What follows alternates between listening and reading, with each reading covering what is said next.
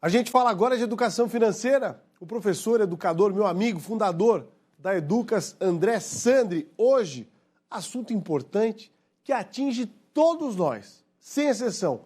Reforma tributária. André, é contigo, hein? Boa tarde, Polito. Boa tarde a você aí de casa. Muitas pessoas estão nos perguntando sobre o que é essa reforma tributária e como ela deve impactar os nossos bolsos. Inclusive, esta semana eu estive em Brasília para tratar deste assunto. Bem, a reforma tributária ela foi aprovada na Câmara dos Deputados na madrugada da última sexta-feira, 7 de julho, e o principal objetivo desta reforma tributária é mudar a maneira como os impostos são cobrados no Brasil, com a intenção de simplificar a arrecadação de tributos. Com a aprovação dos deputados, agora o projeto seguirá para uma votação lá no Senado Federal.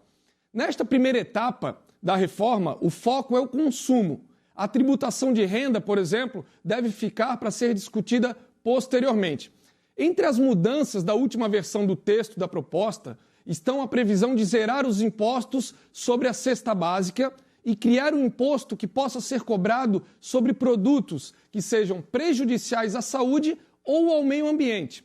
A reforma ela está prevista para iniciar em 2026 e deve se estender por alguns anos, que eles chamam de fase de transição, que vai de 2026 a 2032. Nesta unificação que está sendo criada, eles vão criar um imposto que vai se chamar IVA, que é o Imposto sobre Valor Agregado, que vão ser formados por dois tipos de impostos, e estes impostos serão o IBS, que é Imposto sobre Bens e Serviços, e o CBS, que é a Contribuição sobre Bens e Serviços. O IBS ele é a soma do ICMS, como vocês podem ver, ICMS que é estadual, mais o ISS que é municipal. Já o CBS ele vai somar o PIS, o COFINS e o IPI. As regras desses dois impostos, o IBS e o CBS, devem ser as mesmas e esses tributos terão uma alíquota única. Entretanto, haverá algumas adaptações ainda de acordo com alguns setores. E alguns vão ter, sim, uma redução de até 50% na alíquota e outros ela vai ser zerada, não vai ter imposto.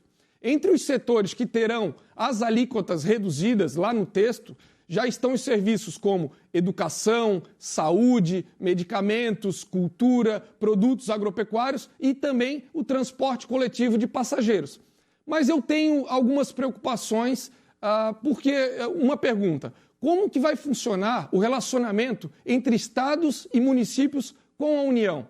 Porque, para você entender, a União vai centralizar o poder dessa tributação, tirando um pouco da autonomia dos estados e dos municípios. Ou seja, os estados devem sim perder a competição entre si de desenvolver melhores práticas de redução de impostos para assim fomentar investimentos e atrair mais capital para o seu estado.